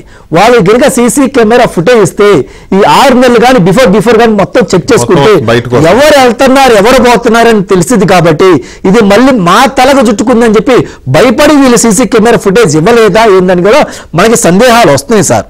ఇంకా పోతే వీళ్ళు దిశ యాప్ అని చెప్పి భలే ఒక బోగస్ యాప్ అనేది గతంలో వైఎస్ఆర్సీపీ ప్రభుత్వం తీసుకొచ్చింది సార్. ఆ దిశ యాప్ ఏంది అంటే ఆడవారికి ఎక్కడ అన్యాయం జరిగితే అక్కడ మా పోలీసులు ఉంటారు, పోలీస్ శాఖ ఉంటారు, మేము న్యాయం చేస్తామని చెప్పి చెప్పుకునే యాప్ సార్. నిన్నగాక మొన్న కూడా వాళ్ళ ఎమ్మెల్సీ అభ్యర్థి కూడా డిస్కస్ చేశారు సార్. అయితే మరి సునీతమ్మ ఆడవారు కాదా? మీరు దిశ యాప్ తెచ్చి మేము ఆడవాళ్ళకి న్యాయం చేస్తున్నా అన్నారు కదా, మీరు దగ్గర ఉండి ఒక ఆడబిడ్డని కేసులు ఎంత దారుణంగా ఇచ్చారో ఒక్కసారి ప్రజలు కూడా గుర్తించాల్సి, అంటే అసలు దిశ యాప్ ఉందా లేదా, వీళ్ళకి ఆడవాళ్ళకి రక్షణ కల్పించారు లేదో ఒకసారి మనం చెక్ చేసుకోవాలి సార్. ఎందుకంటే సొంత చెల్లినే దగ్గరుండి కేసులు ఎలా ఇరికిచ్చారో మనం చూసాం సార్. వైఎస్ఆర్సీపీ ఇక్కడ మన ఛానల్ చూస్తే వైఎస్ఆర్సీపీ సోదరులకు కానీ ఆ రోజు సునీతమ్మ వాళ్ళ భర్త చంపారని చెప్పి సోషల్ మీడియాలో ఎవరైతే అలచల్ చేశారో ఒక్కసారి మీరు కూడా ఒక్కసారి అర్థం చేసుకోవాలి. నా క్వశ్చన్ ఏంటంటే, మీ తండ్రిని కానీ మీ బాబాయిని కానీ ఎవరో ఒకళ్ళు అవుట్ సైడర్ చంపిన కేసు మీరు మాకు న్యాయం జరగాలని చెప్పి మీరు కోర్టుల చుట్టూ వెళ్ళి పోరాడుతుంటే వాళ్ళు చంపారని మీ మీదే కేసు వేసి మీ మీదే కేసు పెడితే అది మీ ఇంటి పక్కన ఆ పక్కన మీరు దోషి మీరే చంపారు మీరే అంటే మీరు ఎంత బాధపడతారో ఒక్కసారి ఆలోచించండి. ఆ బాధ దేవుడెరుగు, ఆ బాధ సొంత ఇంట్లో వాళ్ళే అంటుంటే సార్, ఆ బాధ ఈ వైఎస్ఆర్సీపీ కార్యకర్తలు కొంతమంది సార్ సునీతమ్మ కలిగించారు సార్. వాళ్ళ తండ్రి చనిపోయారని ఆమె తినకుండా గల్లీ నుంచి ఢిల్లీ వరకు న్యాయం కోసం పోరాటం చేస్తుంటే ఈ వైఎస్ఆర్సీపీ కార్యకర్తలు సోషల్ మీడియా పనిచేసిన వాళ్ళు ఎవరో డబ్బులు తీసుకొని కొంతమంది పనిచేస్తుంటే వాళ్ళు ఫాలో అయ్యి మీరు ఫాలో అవుతా మీరు సునీతమ్మని చంపారంటే చనిపోయిన దానికంటే వీళ్ళు అన్న మాటలకి ఆమె ఎక్కువ బాధపడింది సార్. రైట్. ఇక్కడ సుబ్బారావు గారు ఒక విషయం ఏంటంటే, లాజికల్ గా ఒకటే మాట్లాడుకుంటే ఇప్పుడు ఈ అఫిడవిట్ ద్వారా ఇంత పెద్ద కాన్స్పిరసీ జరిగింది, ఏది మొత్తం దర్యాప్తుని వీకెండ్ చేయడానికి డైవర్ట్ చేయడానికి జరిగింది కదా, చేయించిందంతా అవినాష్ రెడ్డి అనేది ఈ అఫిడవిట్ ద్వారా చెప్పారు. సో నా పాయింట్ ఏంటంటే, అవినాష్ రెడ్డికి వివేకానంద రెడ్డి గారి హత్యతో గనక సంబంధం లేకపోతే ఈ కాన్స్పిరసీ అంతా ఎందుకు చేశారు, దీన్ని డైవర్ట్ చేయడానికి వీకెండ్ చేయడానికి? సుబ్బారావు గారు, సిబిఐ ఇప్పటికే ఛార్జ్ షీట్ వేసింది, తర్వాత చాలా వరకు అన్ని ఎస్టాబ్లిష్ చేసింది, ఎవరెవరు పాత్రదారులు ఎవరెవరు సూత్రధారులు, అవినాష్ రెడ్డి ఏంటి, వాళ్ళ పాత్ర వాళ్ళ నాన్న పాత్ర ఏంటి, ఇవన్నీ మనం చూసాం కదా. అవినాష్ రెడ్డితో మాట్లాడడానికి హాస్పిటల్ దగ్గర కర్నూలు హాస్పిటల్ దగ్గరికి వెళ్తే ఎంత సినిమా క్రియేట్ చేశారో, సిబిఐని కూడా రూపాయికి రానివ్వలేనంత ఇదిగా ఉన్నారు కదా. సో ఇక్కడ పాయింట్ ఏంటంటే, నేను ఇందాక అన్నదే, వివేకానంద రెడ్డి గారి హత్యతో అవినాష్ రెడ్డికి సంబంధం లేకపోతే ఆ కేసు ఆ హత్య పైన జరుగుతున్న దర్యాప్తుని బలహీనపరచడానికి కానీ దారి మళ్లించడానికి కానీ ఎందుకు ఇంత కుట్ర చేశారు, దీన్ని ఎలా అర్థం చేసుకోవాలి? దీంట్లో చాలా స్పష్టంగా సిబిఐ వేసినటువంటి ఛార్జ్ షీట్ లో చాలా స్పష్టంగా పొందుపరిచిందండి. అవినాష్ రెడ్డి, భాస్కర్ రెడ్డి, ఇతరులు, శివశంకర్ రెడ్డి వీళ్ళంతా కలిసేసి హత్యని హార్ట్ అటాక్ తిరిగి హత్య జరిగిన ప్రాంతంలో ఉండి అవన్నీ కడిగించేసి కట్లు కుట్టు వేయించేసి హార్ట్ అటాక్ థియరీని క్రియేట్ చేశారు అని చెప్పారు. నిజంగా గనక వివేకానంద రెడ్డి గారిని రక్తపు మడుగులో గాయాలతో చూసిన తర్వాత ఎవరు కూడా ఆ కేసును ప్రక్కదోవ పట్టించడానికి వాళ్ళ పాత్ర లేకపోతే ప్రయత్నం చేయరు. కానీ ఇక్కడ వీళ్ళు ఆ పాత్ర నిర్వహించారు. అలానే విజయసాయిరెడ్డి గారు కూడా స్పష్టంగా చెప్పారు కదా, ఫోన్ చేయగానే ఆ ఫోన్ అవినాష్ రెడ్డికి సంబంధించిన వాళ్ళు ఎవరో ఎత్తి హార్ట్ అటాక్ అని చెప్పారు. కానీ ఇక్కడ చాలా స్పష్టంగా హార్ట్ అటాక్ థియరీని క్రియేట్ చేశారంటేనే చాలా స్పష్టంగా ఏదో ఒక పాత్ర ఏదో ఒక రేషియోలో పాత్ర ఉందని చెప్పేసి అప్పుడే నిర్ధారణ అయిపోయింది. తర్వాత సిబిఐ కూడా చాలా స్పష్టంగా చెప్పిందండి, అవినాష్ రెడ్డి గారికి, భాస్కర్ రెడ్డి గారికి, శివశంకర్ రెడ్డికి అలాగనే వివేకానంద రెడ్డికి మధ్య విభేదాలు ఎందుకు వచ్చాయో కూడా స్పష్టంగా చెప్పింది. వివేకానంద రెడ్డి గారు ఎమ్మెల్సీగా పోటీ చేసినప్పుడు గెలుపుకు అవకాశాలు ఉన్నప్పుడు కూడా ఓటమి పాలయ్యాడు వీళ్ళ వలన. తర్వాత ఎంపీ సీట్ విషయంలో అవినాష్ రెడ్డికి ఇవ్వద్దు, నాకు కానీ షర్మిలమ్మకు కానీ విజయమ్మకు కానీ ఇమ్మని చెప్పి అడిగాడు. ఆ వివేకానంద రెడ్డి గారు చనిపోయిన తర్వాత అతి కొద్ది రోజులకే అవినాష్ రెడ్డి గారికి ఎంపీ సీట్ ఇచ్చారు. ఇదంతా రాజకీయ ఆధిపత్య పోరులో కుట్రపూరిత హత్య అని చెప్పేసి సిబిఐ చెప్పింది చాలా స్పష్టంగా, మనం చెప్పవసరం లేదు. అక్కడ మొదలైనటువంటి ఈ తంతు వివిధ రూపాల్లో చూసాం. మీరు చెప్పినట్టుగా కర్నూలులో అంటే ఒక పక్కనేమో ఢిల్లీ లాంటి ప్రాంతాల్లో ముఖ్యమంత్రిని, ఉప ముఖ్యమంత్రిని అరెస్ట్ చేశారు. అలానే తెలంగాణలో కేసీఆర్ కూతురుని అరెస్ట్ చేశారు. అంతకుముందు ఎంపీలను అరెస్ట్ చేశారు. బీహార్లో లల్లూ ప్రసాద్ యాదవ్ని అరెస్ట్ చేశారు. తమిళనాడులో శశికళని అలానే జయలలితని అరెస్ట్ చేశారు.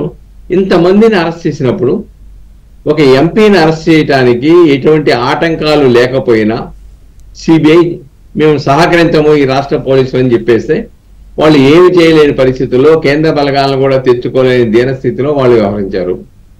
అది ఏ సంకేతాలు తీసుకెళ్ళింది? అధికార బలం, అంగబలం, ధనబలం ఉంటే చట్టాలు వాళ్ళకు చుట్టాలు అవుతాయి. లేని వాళ్ళు, పేదవాళ్ళు, దళితులు, బలహీనల వరకు వచ్చేటప్పటికి చట్టాలన్నీ కూడా వాళ్ళ మీదే ప్రయోగాలు జరుగుతాయని చెప్పే అభిప్రాయం కనుక వచ్చింది. అటువంటి అభిప్రాయం కనుక కొనసాగితే ప్రజాస్వామ్య వ్యవస్థకి ప్రమాదకరం రాదా? ప్రజాస్వామ్య యొక్క విలువలు పోవా? కాబట్టి ఇక్కడ అవినాష్ రెడ్డి ఈ పద్ధతి కాదండి. తర్వాత శివశంకర్ రెడ్డి కొడుకు దస్తగిరి దగ్గరికి వెళ్ళాడు కదా, జైల్లోకి వైద్యం చేస్తామని చెప్పేసి ఒక 5 ఏళ్ళకి అక్కడ 20 కోట్లు ఇస్తామన్నాడు కదా, బెదిరించాడు కదా. తర్వాత వాళ్ళ భార్య మీద దాడి చేశారు కదా. ఈ కేసులో దాదాపుగా 5-6 సాక్షులు అనుమానాస్పద మృతిలో చనిపోయారు కదా, చిన్న వయసులో ఉన్న వాళ్ళు కూడా. ప్రధాన సాక్షులు, ప్రత్యక్ష సాక్షులు కూడా చనిపోయారు కదా. కుట్లు వేసిన వాళ్ళ పాత్ర ఉన్న వాళ్ళు కూడా చనిపోయారు కదా. మరి అలాగ ఒక పక్కన సాక్షులు చనిపోతా ఉన్నారు, రెండో వైపున సునీతారెడ్డో లేకపోతే దస్తగిరి లాంటి వాళ్ళు నాకు ప్రాణభయం ఉంది, నాకు రక్షణ కావాలని చెప్పేసి వేడుకునే పరిస్థితి.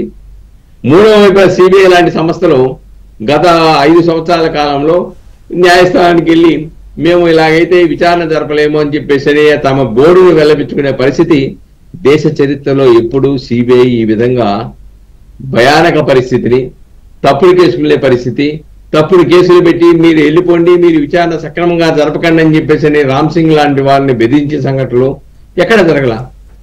అది గత 5 సంవత్సరాల కాలంలో ఆంధ్రప్రదేశ్లో జరిగాయి. మొదటి నుంచి మనం చూసాం కదండి దాన్ని. ముందు నారాచర రక్త చరిత్ర, అలానే ముందు ప్రభుత్వం ఎన్నికలు రాకముందు 2019కు ముందు ఈ రాష్ట్ర పోలీసులంతా కూడా ప్రభుత్వం చేతిలో ఉన్నారు కాబట్టి ఈ యొక్క పోలీసులు మేము నమ్మం కాబట్టి సిబిఐ విచారణ కావాలని పిటిషన్ వేశారు జగన్మోహన్ రెడ్డి గారు. ఎన్నికలు అయిపోయిన తర్వాత సిబిఐ విచారణని ఉపసంహరించేసుకుంటాడు. చివరికి ఏమంటాడు అసెంబ్లీలో, అధ్యక్ష ఒక కన్నును ఇంకో కన్ను పొడుస్తుందా, వాళ్ళు మా బ్రదరే, వీళ్ళు మా బ్రదరే అని చెప్పి కథలు చెప్పొచ్చాడు. సిబిఐ ఏముంది, అధ్యక్ష ఆ కన్నుని ఆ కన్నే పొడిచింది అని విచారణలో నిరూపించింది కదా. కాబట్టి అలానే సునీతారెడ్డి గారు అనేక సార్లు చెప్పారు కదా, లేకపోతే మీరు ఉపసంహరించుకోండి, 11 కాబట్టి 12 కేసులు అవుతాయి, 12 కేసు అవుద్ది, లేకపోతే మీరు విచారణ ఎందుకు అనుమానం ఉండదు, అనుమానించకూడదు అని బెదిరించారు కదా. అయినా సునీతారెడ్డి గారు ధైర్యంగా సాహసంతో కూడినటువంటి ప్రయోగం చేశారు కదా. ఇది దేశ ప్రజలకి ఇన్స్పిరేషన్ ఇచ్చేటువంటి ఒక ప్రయోగం కదా ఇది. సునీతారెడ్డి గారు తన తండ్రిని చంపిన వాళ్ళ మీద చర్యలు తీసుకోండి అని చెప్పేసి ఒక స్త్రీ న్యాయ పోరాటం, ఆఫీసుల చుట్టూ తిరుగుతూ గల్లీ నుంచి ఢిల్లీ వరకు అలుపెరిగిన పోరాటం చేసింది కదా, కొంతవరకు సాధించింది కదా.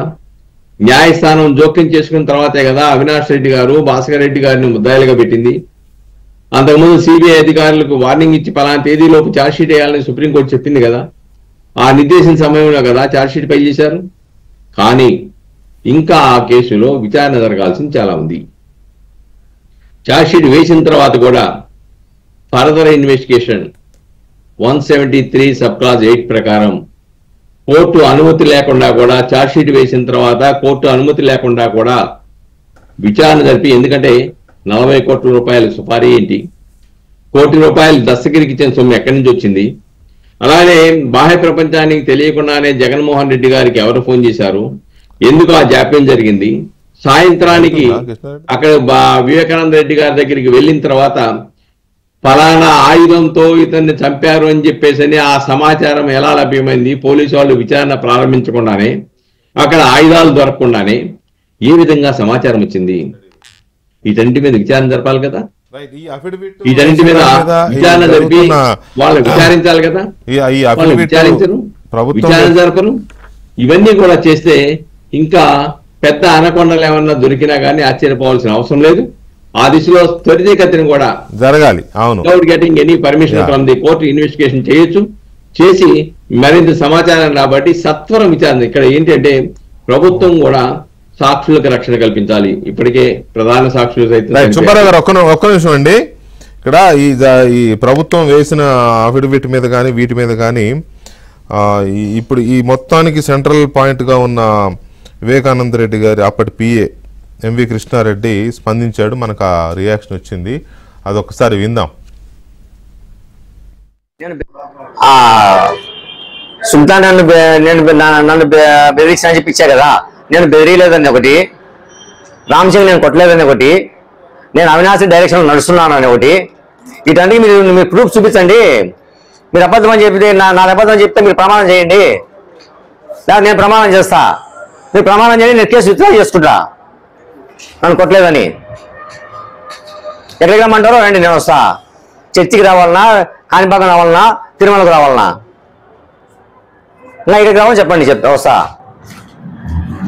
వాళ్ళేమో చెప్పినోని ఇరికిచ్చినారు, చేయించినోడు రాజశేఖర రెడ్డి ఇచ్చినారు, చేయించినోడు ఏమో బయట ప్రశాంతంగా ఎక్కడ వాళ్ళేమో బాగుండాలి, అందరూ హ్యాపీగా జరగచ్చు. వాళ్ళు ప్రమాణాలు చెప్తే కేసులు అయిపోయాక ఇంకా కేసులు ఎందుకు?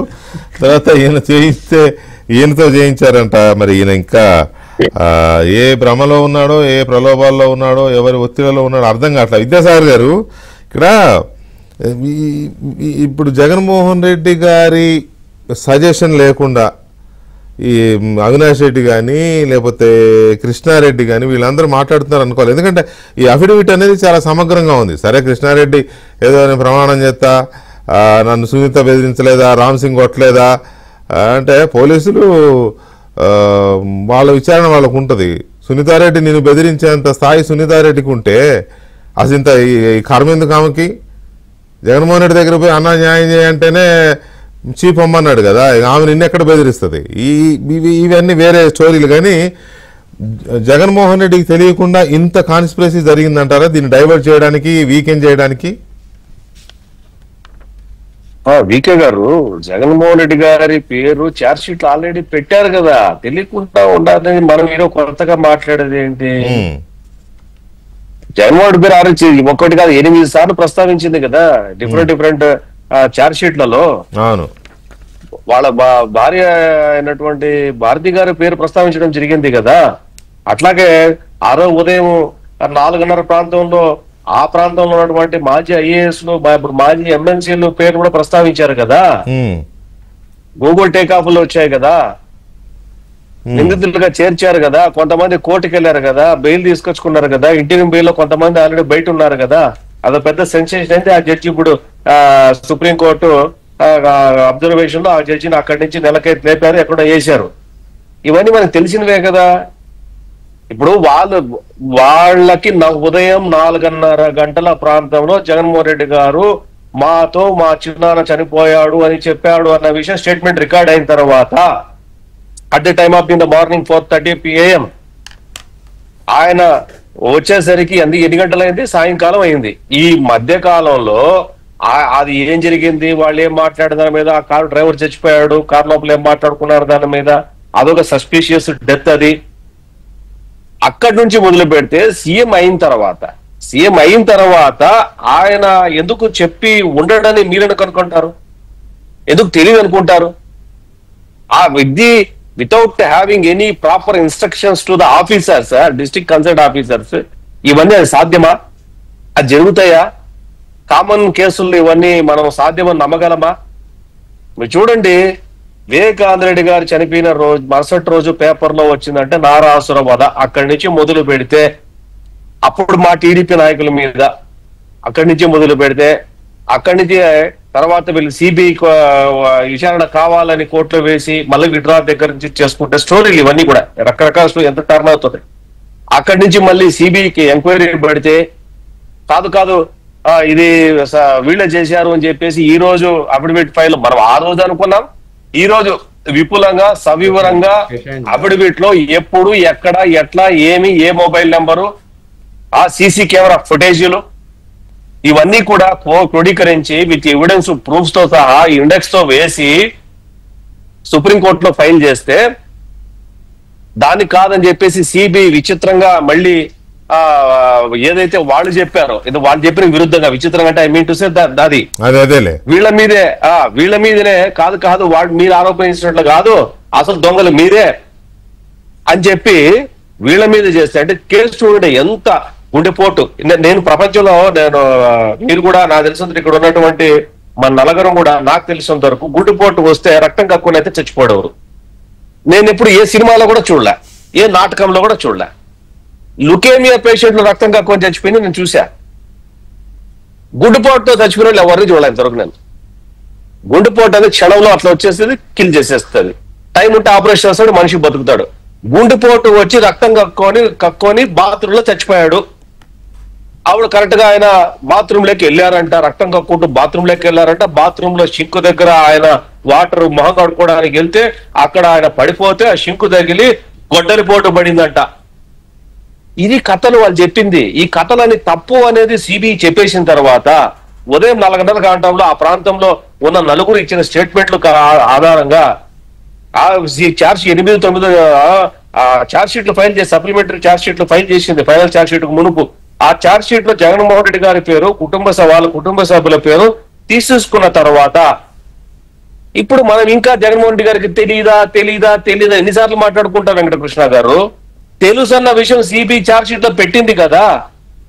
ఇప్పుడు ఈ కేసులో యూనిక్ ఏంటంటే ఇది కృష్ణారెడ్డి, సునీత గారు, తర్వాత వాళ్ళ భర్త అయినటువంటి ఆయన మీద ప్లస్ ఐఓస్, అప్పుడున్న ఎస్పీ వాళ్ళ కేసు. దీనికి సిబిఐ కేసుకు సంబంధం లేదు. దీనికి సిబిఐ కేసుకు సంబంధం లేదు, గుర్తుపెట్టుకోండి. సిబిఐ కేసు దీన్ని కలపకండి. ఇది సపరేట్ ఇన్వెస్టిగేషన్. దీని మీద ఏం సిబిఐ కేసు నడవట్లే. ఇది సపరేట్ కేసు.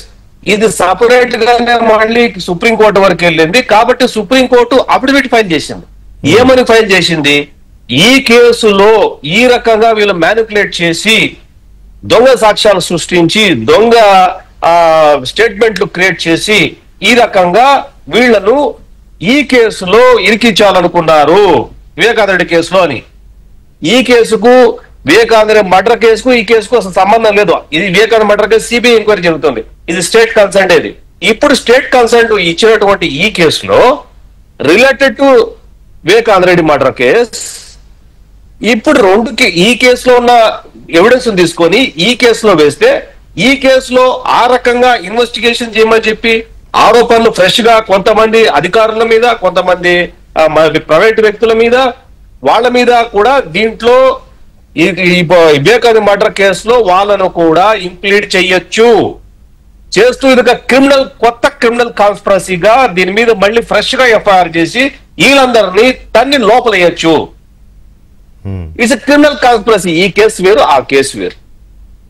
అంటే ఎంత చూడండి, అంటే వీళ్ళు ఎంత క్రిమినల్ నాలెడ్జ్ ఉండాలా వీళ్ళకి, ఎంత దీని మీద ఎంతమంది వీళ్ళకు ఇలాంటి కేసుల్లో సహకరించేటటువంటి వ్యక్తిత్వం ఉన్న మనుషులు, ఆలోచన ఉన్నటువంటి మనుషులు ఒక నిండు ప్రాణాన్ని తీసేసిన తర్వాత ఆ కేసులో ఇంతమంది చనిపోయిన తర్వాత కూడా ఇప్పటికీ కూడా బుద్ధి జ్ఞానం, కడుపు అన్నం తినాలో గెడు తినాలో నాకైతే తెలియదు, కానీ ఇప్పటికీ కూడా వీళ్ళకి సహకరిస్తున్నారంటే వాళ్ళ కిరాతకుల, దుర్మార్గుల, మనుషుల, రాక్షసుల నాకైతే అర్థం కదా. రైట్ సాగర్, ఒక్క నిమిషం సాగర్. అక్కడికి అది వదిలేసి ఉండాలి. అక్కడికి అది వదిలేసి ఏదో జరుగుతుందిలే, ఇంతవరకు చేసాం, ఇంకా ఎందుకు క్రిమినల్ యాక్టివిటీస్ చేయటం, ఇంకా దీన్ని ఎందుకు 10 మంది నాకు దారం చుట్టుకున్నారు కదా సముద్రం దూకిపోయేటప్పుడు, నా చుట్టూ వాళ్ళందరికీ దారం చుట్టేసి సముద్రంలో పడిపోతే అందరూ తీసుకొని పోయి నాతో పాటు అందరూ చావని అనుకుంటారేమో నాకైతే అర్థం కాల. రైట్ సాగర్, కొంతమంది వాళ్ళకెందుకు సహకరిస్తారు? సాగర్ ఒక్క నిమిషం. నాగార్జున, ఇప్పుడు దస్తగిరి అనే అతను అప్రూవర్గా మారిపోయాడు, ఓపెన్గా చెప్పేస్తున్నాడు, ఎస్ మేము చేసాం, కానీ చేయించిన వాళ్ళు పనాల వాళ్ళే మాతో చేయించారని ఓపెన్గా చెప్పేస్తున్నాడు. మొన్న సునీల్ యాదవ్ అనే ఇంకొక పాత్రధారి బయటకు వచ్చాడు, అతను చెప్తున్నాడు నన్ను బెదిరిస్తున్నారు, జైల్లో ఉన్నప్పుడు నిందితులుగా ఉన్నవాళ్ళు బెదిరించారు, ఇప్పుడు ఇంటికి వచ్చినాక బెదిరిస్తున్నారు మమ్మల్ని, అదే తప్పుడు సినిమా రాంగ్ స్టోరీ తీశారు, అంత తప్పు, అది మా అమ్మని కించపరిచే విధంగా తీశారు అందులో, అది ఇదని అతను ఓపెన్ అయిపోతున్నాడు. ఎందుకంటే వాళ్ళకి ఇక అండలేదు, వీళ్ళెవరు పని చేయించుకున్నారు కానీ వాళ్ళనేమి ఆదుకునే ఇది కనిపించట్లేదు అనుకుంటా, అందుకని వాళ్ళు ఓపెన్ అయిపోయారు. అలాగే వాళ్ళకి ఆశలు లేవు, ఇంకా ఎమ్మెల్యేలు అవ్వాలి, మినిస్టర్లు అవ్వాలి, సీఎంలు అవ్వాలి ఆశలు లేనట్టున్నాయి, కానీ వీళ్ళకి అధికారం కావాలి. వీళ్ళు ఇంకా ఇంకా సుదీర్ఘకాలం ఎంపీలు గానో ఇంకా రకంగానో ఉండాలి. అందుకని వీళ్ళు ఏదో రకంగా ఈ కేసు నుంచి ఎవరినో తోసేసి అందులో బాబాయ్ చచ్చిపోయాడు, ఆ కుటుంబ సభ్యులను వాళ్ళని వీళ్ళు తోసేసి ఈ అనామకులు వీళ్ళు ఎవరైతే చేశారో వీళ్ళని ఇరికించేస్తే మనం సేఫ్ అయిపోవచ్చు అనే ఉద్దేశంతోనే చేస్తారనుకోవాలా దీన్ని, ఈ అధికారం కోసం వీటి కోసం. అంటే సార్ ఈ జగన్మోహన్ రెడ్డి గారు కానీ వాళ్ళ మంద కానీ ఏమనుకున్నారంటే నారా చంద్రబాబు నాయుడుకి 21 సీట్లే కదా వచ్చింది, పవన్ కళ్యాణ్ గారు ఒకటే కదా వచ్చింది. సో 30 సంవత్సరాలు మనం అధికారంలో ఉంటాం, 30 సంవత్సరాలు అంగబలం అద్దబలం అధికార బలం మన దగ్గర ఉంది కదా, అవసరమైతే బీజేపీ అడిగితే మన ఎంపీలను కూడా మనం సపోర్ట్ చేసి వాళ్ళ గవర్నమెంట్ వాళ్ళని రన్ చేసుకోమని చూద్దాం.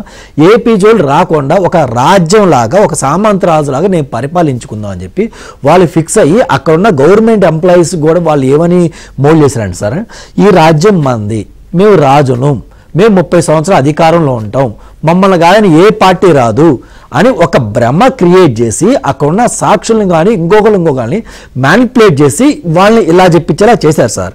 అధికారం పోయిన తర్వాత వాళ్ళకు కూడా అర్థమవుతుంది జగన్మోహన్ రెడ్డి గారు జీవితంలో రారు అని వాళ్ళకి అర్థమైంది సార్.